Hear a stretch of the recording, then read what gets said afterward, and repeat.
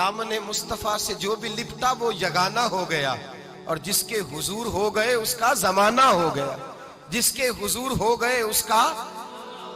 इकबाल कहते हैं कुव्वत इश्क से हर पस्त को बाला कर दे, और दहर में इसमें मोहम्मद से उजाला कर दे। और की मोहम्मद से वफा तूने तो हम तेरे, की मोहम्मद से वफा तूने तो हम तेरे, ये जहां चीज है क्या लौह कलम तेरे। रसूलुल्लाह की गुलामी इज्जत देती है, नबी पाक की नौकरी, अल्लाह करे आप बोल पड़े आमीन कहना। नबी पाक की गुलामी इज्जत है, हुजूर की गुलामी।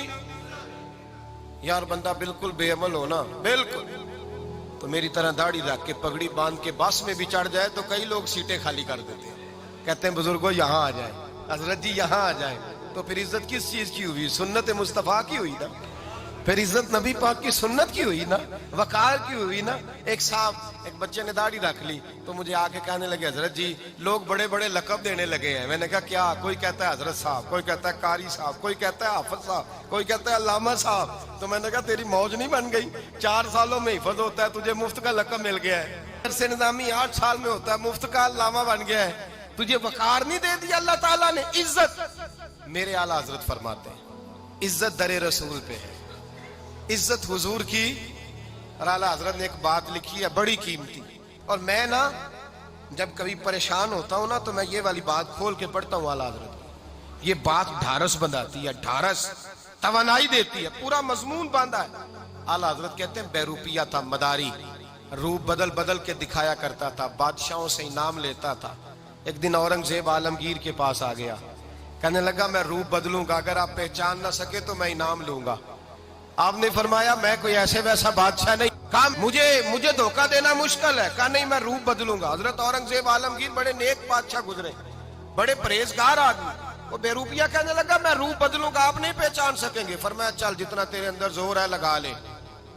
हजरत ने ऐलान किया कि मैंने फौजी भर्ती कर दे, 2 माह के बाद टेस्ट होगा। वो 2 महीने दौड़ता रहा, रंग रूप बनाता रहा, आया टेस्ट देने, 2-3 सिपाहियों का इम्तिहान लिया, उसकी बारी आई तो 10 रुपए दिए, कहने लगे तेरे आने जाने का कराया, मैंने तुझे पहचान लिया है। कुछ दिनों के बाद जाने लगे सफर पर, तो भिखारी आ गए खैरात मांगने, उसने भी सारे मुंह पर स्याही मार ली, कपड़े फाड़ लिए, सर के बाल मुंडा लिए, भवें तक कटा ली, बदरंग होके आया।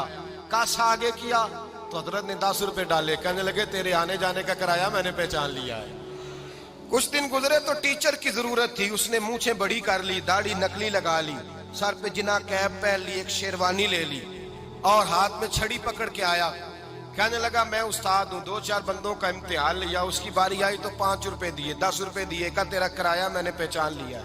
2 साल गुजर गए, वो जब भी आता हजरत पहचान लेते। एक दिन सफर पे जा रहे थे, बहुत बड़ा लश्कर था, जिहाद करने जा रहे थे औरंगजेब आलमगीर, तो देखा एक पहाड़ी है, पहाड़ी पे लोग जा भी रहे हैं आ भी रहे। औरंगजेब आलमगीर पूछने लगे यहाँ क्या है? कहने लगे एक बाबा जी बैठे हैं दुआ करते हैं, अल्लाह के नेक बंदे हैं। औरंगजेब कहने लगे यार पुराने लोग सारे ही अल्लाह वालों को मानते, ये भी मुसीबत आई है जितनी नहीं आई है, सारे लोग ही मानते। कहने लगे जरा मैं दुआ ना करा लूं, अच्छे काम जा रहा हूं। औरंगजेब बादशाह थे, बादशाह लोग नाजुक मिजाज होते हैं, घोड़े से उतरे, बड़ी मुश्किल से पहाड़ी पे चढ़े, ऊपर गए तो लाइन लगी है, बाबा जी कार में बैठे, कहने लगे मैंने मिलना, मैं औरंगजेब हूँ। उन्होंने कहा हमारा बाबा उस तरह का पीर नहीं कि अमीर आए तो रंग और हो, गरीब आए तो और हो, यहाँ अगर मिलना है तो लाइन में लग जाओ, सब एक जैसे। अब लाइन में खड़े हो गए, 50 आदमी आगे थे, कहते हैं 51वां नंबर था, थक गया धूप में खड़ा खड़ा। जब मैं पहुंचा गार के दाने तो मैंने बाबा जी के चेहरे पे नजर डाली तो बड़ा नूरानी चेहरा, बड़ी खूबसूरत लबो लहजा। मैंने कहा मेरे जैसा आदमी भी पगड़ी बांध ले जो अच्छा लगने लग जाता है, बड़ा खूबसूरत अंदाज। कहते हैं मैं उनके पास अत्ताहियात की हालत में बैठ गया। मैंने कहा हुजूर मैं जा रहा हूँ जिहाद करने, दुआ करना। बुजुर्गों ने हाथ उठाए, अल्लाह इसकी मदद फरमा, दीन को गलबा अता फरमा, इसे दीन का सच्चा पक्का सिपाही बना। फिर थपकी दी, 2-4 नसीहतें भी कर डाली, देखना जुल्म न करना, ज्यादती न करना, जब तू जीत न करना, गुरूर न करना, नसीहतें भी कर दी। कहते हैं अब जब मैं उठा तो 2-4 दिनार बतौर नजराना मुसल्ले के नीचे रखे, और उल्टे कदम जब मैं गार से उतरा उन्होंने रुमाल झाड़ा और उठ के खड़े हो गए, कहने लगे आज नहीं तूने पहचाना, आज नहीं तूने पहचाना, मेरा इनाम बनता है। آج نہیں پہچانا، لا پیسے۔ اورنگزیب کہنے لگا یار تو نے حد کر دی، کہاں چڑھا کہاں کھڑا رہا، دھوپ میں تھک گیا، کمال کر دی بھائی تو نے، بتا تو کیا لے گا، اب تو دیکھ جلدی بتا، وہ کتنے لوگ پیچھے دھوپ میں کھڑے ہیں، لشکر سارا کھڑا ہے، کیا لے گا؟ اس نے کہا سب سے قیمتی ہیرے وہ ہیں جو تیرے سر کے تاج میں لگے ہوئے ہیں، مجھے تیرا تاج چاہیے۔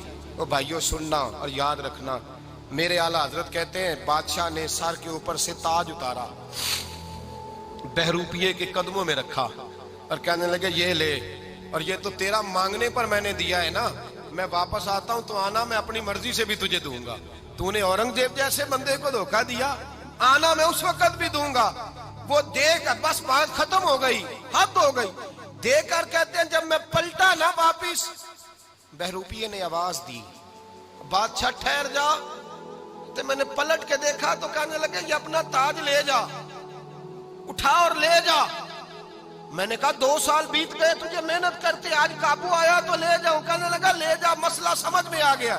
میں نے کہا مجھے بھی تو سمجھانا، کہتے ہیں وہ پھوٹ پھوٹ کے رویا، اس کی آنکھیں برس پڑی، سیلاب کی طرح آنسو بہ نکلے، تڑپا اور رو کے کہنے لگا بادشاہ میں نے جھوٹ موٹ رسول اللہ کی غلامی اختیار کی تھی، جھوٹ موٹ کی داڑھی، جھوٹ موٹ کی پگڑی، جھوٹ موٹ کا فقر، میں نے جھوٹ موٹ نبی پاک کا لباس پہنا ہے، تو تیرے جیسے بادشاہوں کے تاج میرے قدموں میں آ گئے ہیں، اگر میں سچ مچ رسول اللہ کا غلام بنوں گا تو اللہ کیا کچھ عطا فرمائے گا، اللہ کتنی نعمتوں سے نوازے گا۔ میرے اعلیٰ کیا فرماتے ہیں؟ اعلیٰ حضرت فرماتے ہیں فرشتے بھی کرتے ہیں تعظیم میری۔ کون جی؟ اللہ، ایسا عقیدہ بھی کم ملے گا جو بریلی کے امام کا عقیدہ ہے، ایسا بھی کم، کہتے ہیں فرشتے بھی کرتے ہیں تعظیم میری، کیوں؟